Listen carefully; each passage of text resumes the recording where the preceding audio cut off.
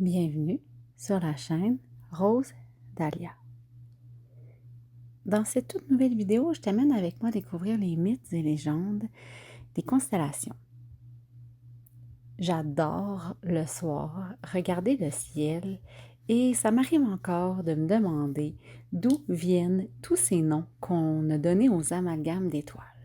Il y en a plusieurs que je connais et j'ai envie de te partager justement l'origine de ces noms qu'on a donnés aux magnifiques dessins qui illuminent notre ciel la nuit. Donc, si on commençait par les deux plus connus, donc la grande ours et la petite ours. C'est une belle histoire, un peu triste quand même. Callisto était une super belle nymphe que Zeus aimait beaucoup. Et lorsque son épouse, Héra, découvre cette liaison, elle transforme Callisto en une ours, qui est par jalousie. Des années plus tard, Callisto, sous forme d'ours, se promène dans la forêt et là, elle croise son fils Arcas, qui lui est en train de chasser. Et là, comme il est sur le point de la tuer, parce qu'il n'a aucune idée que c'est sa mère, Zeus arrive et intervient et il les place tous les deux pour les protéger dans le ciel. Un à côté de l'autre pour symboliser la famille et la protection aussi. Donc, Callisto est la grande ours, Arcas, la petite ours. La petite ours, c'est la constellation qui abrite l'étoile polaire, qu'on connaît aussi sous le nom de Polaris. C'est un point de repère vraiment important pour la navigation dans le ciel. On dit que Zeus a placé Arcas dans le ciel tout près de sa mère pour qu'il veille sur elle éternellement. D'ailleurs, la grande ours et la petite ours ont été des sources d'inspiration et de guidance dans plusieurs civilisations. Et dans la culture autochtone, la grande ours est souvent vue comme un ours chassé par 3 chasseurs, qui sont représentés en fait par les étoiles de la queue de la grande ours. Nous, on dit souvent que ça ressemble à une casserole. Par contre, il y a des histoires pas mal plus complexes et là, je te parle de la constellation d'Andromède. Andromède, c'est une galaxie. Une galaxie spirale qui serait située environ à 2,55 millions d'années-lumière du Soleil, dans la constellation d'Andromède. Donc, imagine-toi en Grèce antique. Andromède, c'était la fille du roi Céphée et de la reine Cassiopée. Donc, sa mère Cassiopée était vraiment très fière de la beauté de sa fille et n'hésitait pas à le dire partout, haut et fort. Elle allait même jusqu'à dire qu'Andromède était plus belle que les Néréides, les nymphes de la mer, si tu ne savais pas. Donc, c'est pas vraiment génial de se vanter comme ça, surtout quand on sait à quel point les dieux grecs peuvent être susceptibles.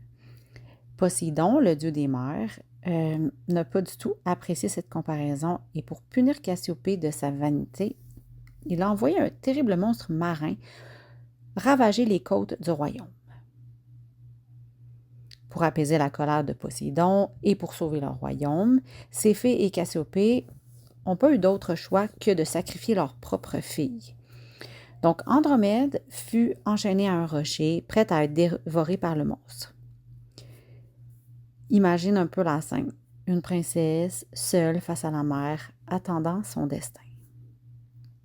Mais là, heureusement, l'histoire ne s'arrête pas là. Persée, le héros courageux, arrivait justement après avoir tué Méduse.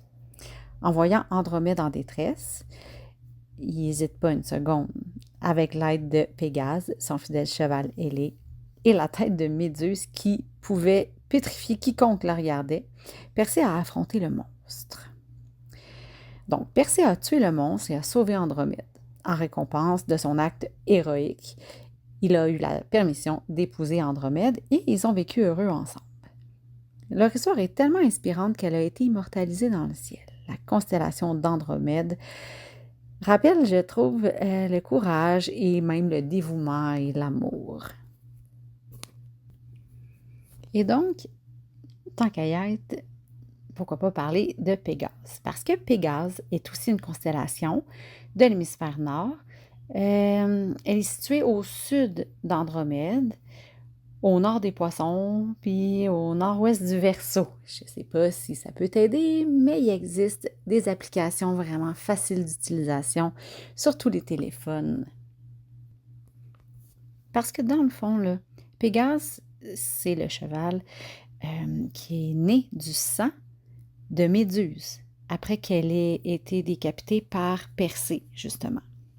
Donc là, tout ça, c'est vraiment extravagant parce qu'il faut se dire, si on se rappelle de l'histoire que je viens de raconter, que dans le fond, il est allé sauver Andromède avec son cheval qui venait tout juste d'être créé, grâce en plus à la tête de Méduse qui venait tout juste de décapiter. Imagine un peu un cheval ailé sortant du sang d'une créature mythique.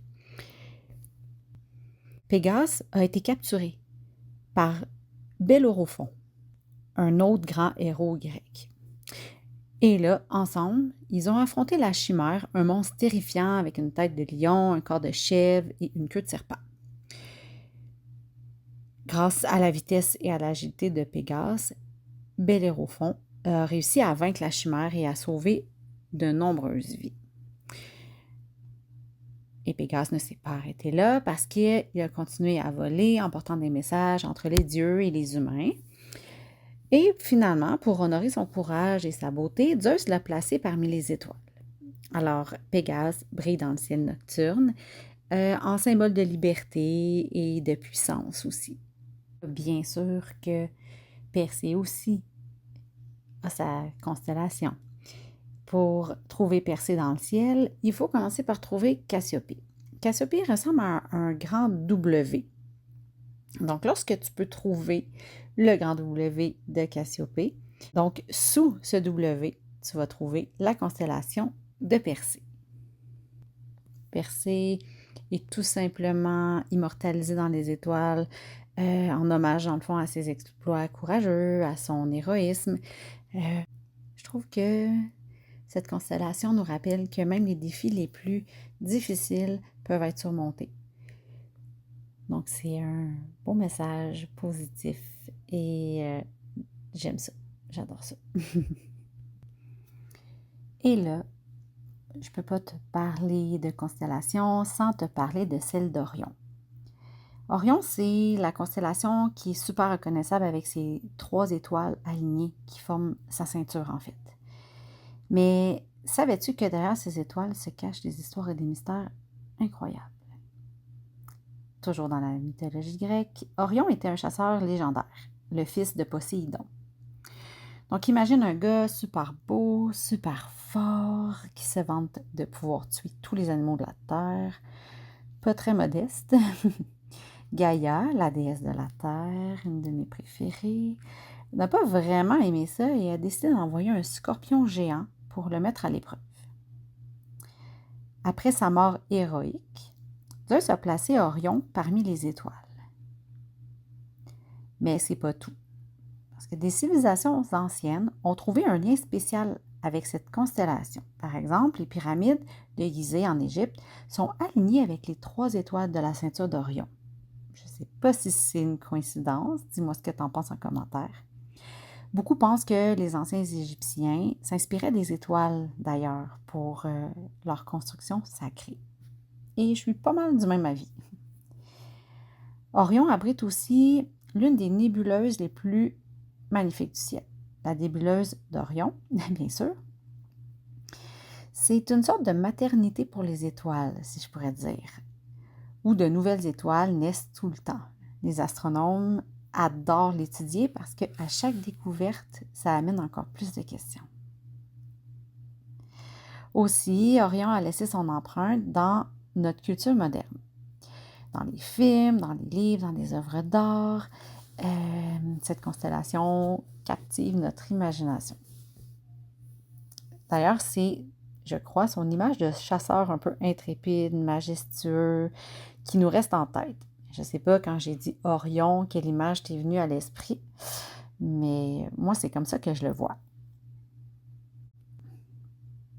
Alors voilà, les étoiles ont tellement d'histoires à raconter.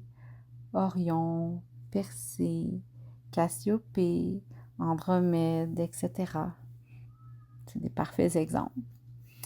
Donc, la prochaine fois que tu lèveras les yeux au ciel et que tu vas peut-être être capable de reconnaître les constellations dont je t'ai parlé, essaie d'imaginer les mythes et les légendes que je t'ai racontées.